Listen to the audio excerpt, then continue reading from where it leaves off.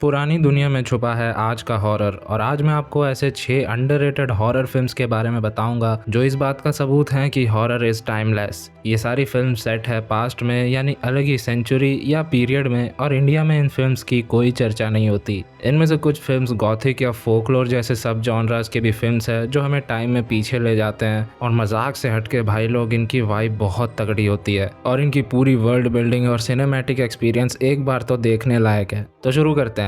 First पे है इनमें से मेरी फेवरेट द विलेज, जो 2004 में रिलीज हुई थी। इसके डायरेक्टर हैं एम नाइट श्यामलान। इसकी कहानी सेट है 19th सेंचुरी पेंसिल्वेनिया में। इसमें एक विलेज को दिखाया गया है जिसे कुछ लोगों ने मिलकर बसाया था, और इस विलेज के इर्द गिर्द एक फॉरेस्ट है जहां विलेजर्स का मानना है कि डेडली क्रीचर्स रहते हैं, और अगर वो फॉरेस्ट में जाएंगे तो वो क्रीचर्स उन्हें उनके विलेज में आके नुकसान पहुंचाएंगे। इसलिए कोई भी विलेज से बहुत ज़्यादा बाहर नहीं जाता है, खासकर उस फॉरेस्ट में। उन डेडली क्रीचर्स को रेड कलर अट्रैक्ट करता है, इसलिए विलेज में रेड कलर भी बैन है। वर्ल्ड बिल्डिंग इसकी बहुत तगड़ी है, ऐसा आप भी कहोगे एक बार ट्विस्ट देखने के बाद। इसमें दो लीड कैरेक्टर्स लूशियस और आइवी का टाका भिड़ता है और सब कुछ सही जा रहा होता है, लेकिन आइवी का एक वन साइडेड लवर होता है नोआ, जो कि थोड़ा डिसेबल्ड था। नोआ जेलेसी के कारण लूशियस को मारने की कोशिश करता है, लेकिन विलेजर्स उसे बचा लेते हैं, पर जल्दी उसे ट्रीटमेंट के लिए दवाइयां नहीं मिली तो वो मर जाएगा, और उसके लिए फॉरेस्ट से होते हुए दवाइयां लेने जाती है उसकी पार्टनर आइवी।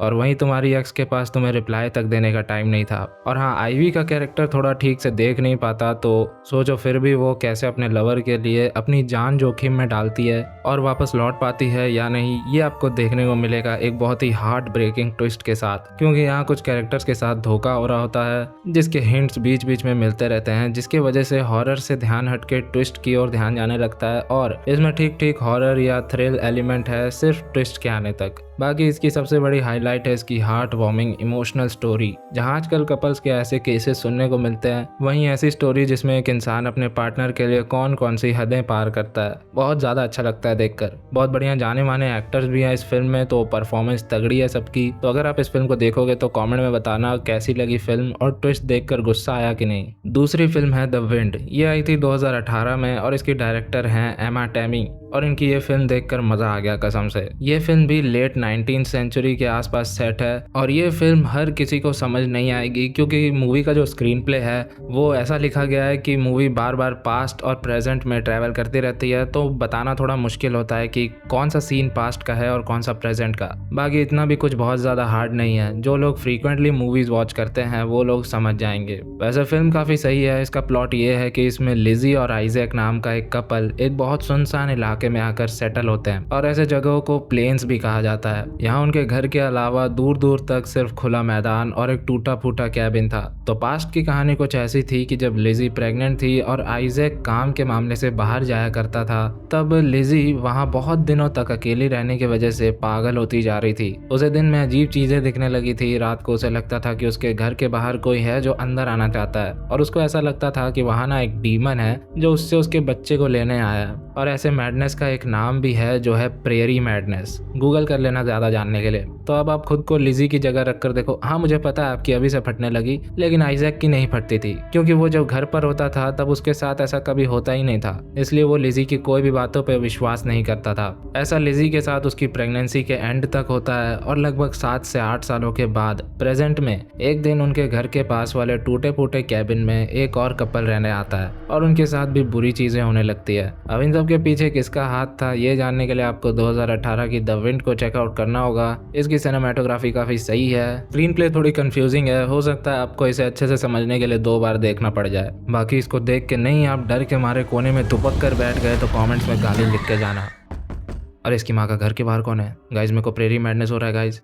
तीसरी फिल्म का नाम है ग्रेटल एंड हैंसल। ये फिल्म आई थी 2020 में, और इसके डायरेक्टर हैं ऑसगुड परकिंस। ग्रेटल एंड हैंसल ये नाम तो हम सब ने कभी ना कभी सुना ही है, और आप में से बहुत लोगों को इसकी स्टोरी भी पता होगी, लेकिन मुझे नहीं पता था कि इसकी स्टोरी है क्या, और शायद यही इकलौती ग्रेटल एंड हैंसल पे हॉरर फिल्म है। क्या पता, शायद मैं गलत भी हो सकता हूँ, लेकिन ये फिल्म सिनेमा के पर्सपेक्टिव से बहुत बहुत अच्छी है। ग्रेटल एंड हैंसल दो बहन भाई, जब उनके पिता की डेथ हो जाती है तो उनकी माँ उन्हें घर से भगा देती है, क्योंकि वो दोनों उस पर बोझ थे। भाई अभी बहुत छोटा है तो बड़ी बहन होने के नाते ग्रेटल को कुछ काम ढूंढना होगा पेट पालने के लिए, और घर छोड़ने के बाद घने जंगलों में काफी दिन तक भूखे प्यासे घूमते फिरते उन्हें एक बुढ़िया का घर मिलता है, जहाँ सरप्राइजिंगली पेट भर खाना है, रहने के लिए जगह है, और बुढ़िया कब प्रस्थान कर जाए कोई नहीं कह सकता। यानी सर पे परमानेंट छत, बुढ़िया का घर अपनी जेब में। लेकिन रियलिटी दोनों की नजरों से बहुत दूर होता है, जिसका एहसास दीदी को पहले ही हो रहा था। अब उस बुढ़िया की बैक स्टोरी और इंटेंशंस जानने के लिए चेकआउट ग्रेटल एंड हैंसल। कसम से गाइस ये फिल्म विजुअली बहुत बहुत ज्यादा अच्छी है, आंखों को सुकून मिलता है ऐसे विजुअल्स देख के।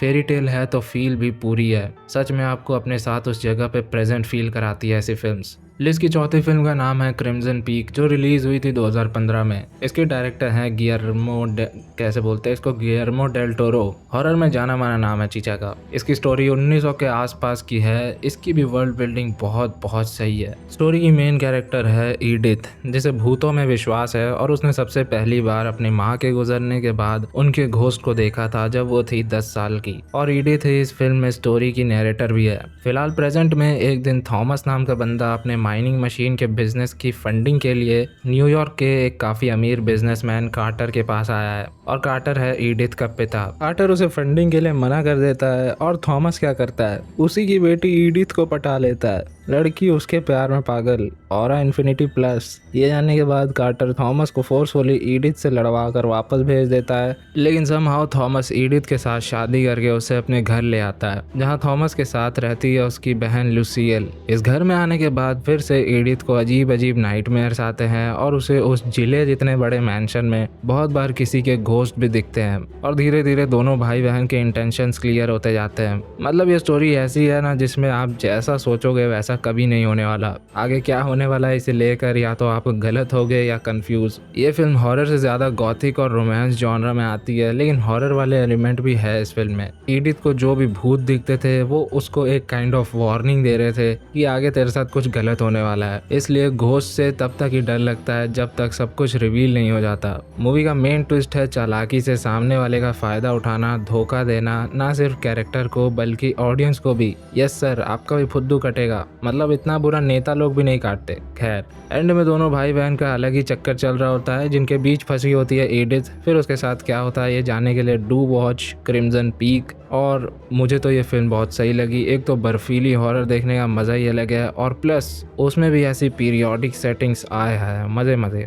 बस एक चीज़ का ध्यान रखना कि फिल्म काफ़ी स्लो है। अगर आपको ऐसी फिल्म्स नहीं पसंद जहाँ बीरबल की खिचड़ी पक रही हो तो यू कैन स्किप दिस। बाकी अगर किसी ने देखी है तो कॉमेंट्स में बताओ बाकी सबको। पांचवी फिल्म का नाम है मैरोबोन। यह आई थी 2017 में, और इसके डायरेक्टर हैं सर्गियो जी सैंचेज। इसकी स्टोरी 1967 के आसपास सेट है, जहां 4 सिबलिंग्स की स्टोरी देखने को मिलती है, जो अपनी माँ के साथ अपने चाइल्डहुड हाउस में वापस आते हैं, सिवाय उसके फादर के, क्योंकि इनका बाप एक सीरियल किलर होता है, और ऑफ कोर्स वो अपनी फैमिली को भी अब्यूज करता था। तो ये पांचों उसे पीछे छोड़कर वापस यहाँ आ गए, ताकि उनका बाप उन्हें जिंदगी जीने दे चैन से। अब यहाँ शिफ्ट होने के कुछ समय बाद मदर की तबीयत बहुत ज्यादा खराब होने लगी थी, और देखते देखते उनका टाइम आ जाता है जाने का। जाने से पहले उसके बच्चे उसे प्रॉमिस करते हैं कि वो चारों हमेशा एक साथ रहेंगे। इसमें एक दिक्कत ये थी कि जो सबसे बड़ा बेटा था वो भी लीगली उस घर का मालिक नहीं बन सकता था। तो मदर ने बड़े बेटे से कहा कि जब तक तू 21 का नहीं हो जाता तब तक बाहर किसी को भी पता नहीं चलना चाहिए कि मैं मर चुकी हूँ, वरना गवर्नमेंट ये घर तुमसे खो लेगी। ये तो जो भी मैंने बताया ये बस कहानी का 10% है। एंड आते तक आप नहीं छोटे बच्चे की तरह रोने लगे तो अनसब्सक्राइब कर देना। भाई इतना ट्रॉमेटाइजिंग येट इतनी हैप्पी एंडिंग कैसे हो सकती है किसी फिल्म की। मजाक से हटके पूरी फिल्म में बस हमारा पागल बनाया जाता है, क्योंकि ये आपको साइकोलॉजिकली झिंझोड़ देगी जब इसका ट्विस्ट रिवील होगा। गाइज ये फिल्म मेरी तरफ से मस्ट वॉच है। पूरी फिल्म भर हॉरर और स्ट्रगल चलता रहता है, और जैसा कि मैंने कहा कि ट्विस्ट के बाद सब कुछ पलट जाता है, तो रेडी रहना। जो मेरे से भी बड़े बेरोजगार हैं जिन्होंने घाट घाट की साइकोलॉजिकल फिल्म्स देख रखी है, वो शायद इसका ट्विस्ट प्रेडिक्ट कर लें, लेकिन ट्रस्ट में आप जैसा सोच रहे हो वैसा नहीं होने वाला। वेल इतना हाइप कर दिया है मैंने तो कुछ तो बात होगी फिल्म में, इसलिए आप भी इसे देखकर बताना कैसी लगी ये फिल्म। आखिरी फिल्म है 2023 में आई Dark Harvest. Director David Slade, और स्टोरी वही 1960s में बेस्ड है। इसका कॉन्सेप्ट काफ़ी सही है। हर साल हैलोवीन की रात एक टाउन के कॉर्नफील्ड से एक स्केयर क्रो जिंदा हो जाता है और उसे स्टोरी में सॉटूथ जैक का नाम दिया गया है। सॉटूथ को हैलोवीन की रात उस टाउन के चर्च में जाने से रोकना होता है और अगर नहीं रोक पाए तो टाउन बर्बाद हो जाएगा। उसे रोकने के लिए हर साल टाउन के यंग लड़के हैलोवीन रन में हिस्सा लेते हैं और जो सॉटूथ को मार गिराता है उसे मिलता है ढेर सारा पैसा और लग्जूरियस लाइफ। इस साल जिम नाम का लड़का सॉटूथ को मारकर रन जीत जाता है और उसे जो पैसा और गाड़ी मिलती है उसे लेकर वो चल देता है दुनिया घूमने और उसका छोटा भाई रिची उसे देखता रह जाता है क्योंकि उसका भी बाहर जाने का मन था, लेकिन रूल्स के हिसाब से सिर्फ विनर को ही सारी सुविधाएं मिलेंगी। एक साल बाद रिची भी रन में हिस्सा लेने की कोशिश करता है, लेकिन विनर के फैमिली का कोई दूसरा बंदा हिस्सा नहीं ले सकता, ये रन का रूल है। लेकिन अगेन ये जो मैंने बताया ये बहुत ही छोटा सा हिस्सा है कहानी का, क्योंकि इसका भी ट्विस्ट काफ़ी सही है। आपके मन में बहुत सारे सवाल आएंगे कि आखिर हर साल ऐसा होता क्यों और कैसे है, क्या जो हमें दिखाया जा रहा है वो सच में सच भी है या नहीं। यह तो आपको मूवी देखने के बाद पता चलेगा। तो देखना और बताना कैसी लगी ये फिल्म। इसको मैंने लास्ट ईयर एक्सप्लेन भी किया था, तो वो वीडियो आपको यहाँ स्क्रीन पर मिल जाएगी। बाकी आप कमेंट्स में बताना कि आप कौन सी फिल्म देखने वाले हो और कौन सी देख रखी है आपने। कोई नई वीडियो की टॉपिक सजेस्ट करना हो तो उसे भी फटफट कमेंट कर दो। सब्सक्राइब करना मत भूलना। Bye bye.